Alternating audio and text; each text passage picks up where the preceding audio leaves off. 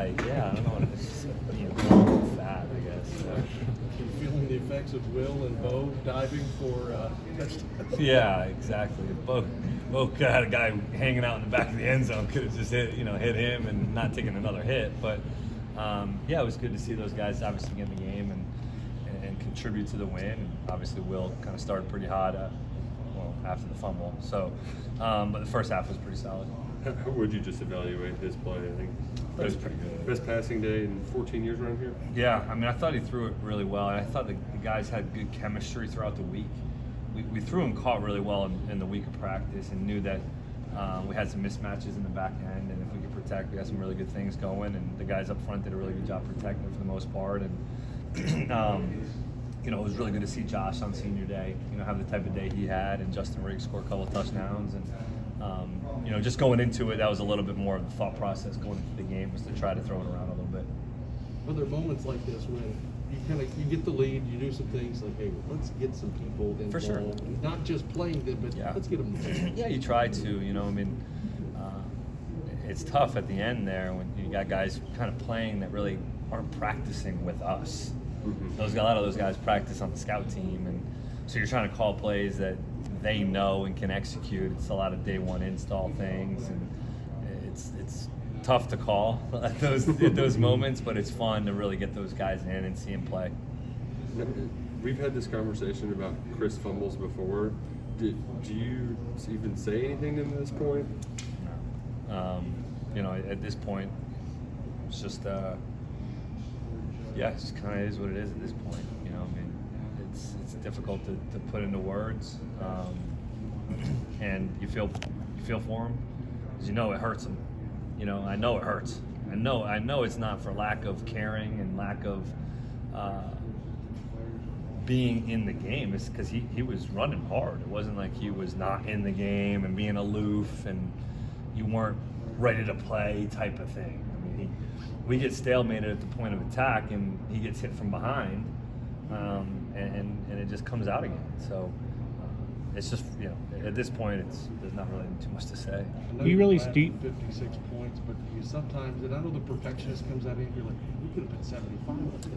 Yeah, and it is obviously the goal, but I've been on the other end of that stuff too, and it's not fun when you get put up a lot of points like that, and put up 56. I think it's pretty solid.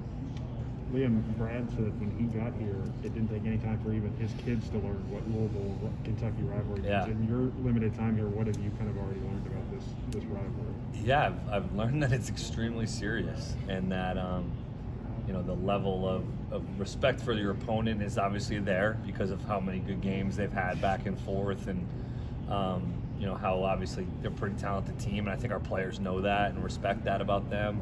But I do believe that, just hearing the guys talk, I haven't really gotten into it too much yet, but I'm sure this week will be a rude awakening for me in a good way. I know you and Brad were rivals back in the day. Who was the Minutemen? Who the Minutemen rival? Minutemen's rival? I don't really know. I mean, we just dominated everybody. No. If I had to say, it was like New Hampshire, probably. When Chip Kelly was there, Chip was there, and Coach Mack was the head coach. Ricky Santos was a quarterback, was a good friend of mine, and they were pretty talented. They had some really good players. So I would say probably New Hampshire at the time. Louisville, they will score quite a bit of points. That they can put them up.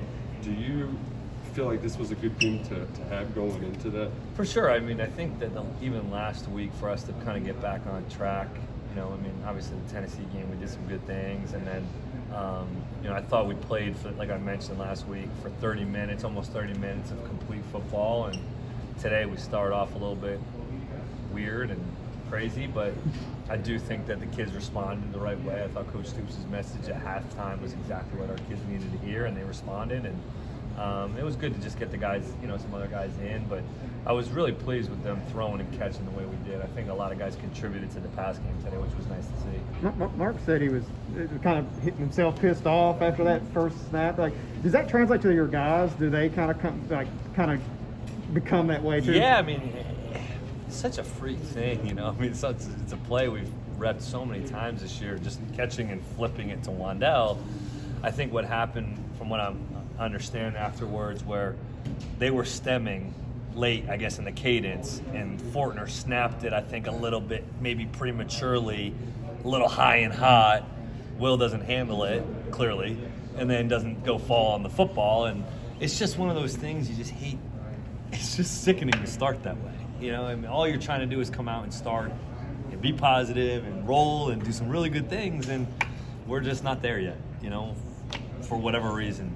As a team, we're just not there in terms of being able to just come out, take care of business, do it all clean, and then, but I thought the kids responded, which was nice. Luke, how good was it to get Nick that series, especially after how long it's taken him to even make his debut? Totally, really happy for Nick. You know, I know he's battled the injury bug for so long in his career. And, you know, Nick, it's funny that, I mean, the guys on defense see it every single day because he's the scout team quarterback. And he does some really good things. He competes his tail off. He makes some unbelievable throws. And so it was really, I wish he could have thrown it. I wish we were in the position where we could have thrown it a little bit more with him, just to see him do some different things in a game situation. But it was nice to get Bo some reps. And, you know, the first ball Bo throws on the sideline was a big-time throw and catch. I mean, we're throwing 4 verts with the hinge. And they're playing quarters, which is kind of not a great play for that. And he throws a great ball to the sideline and hit another seam ball, which was great. So I just thought it was really good to get those guys a little bit of work.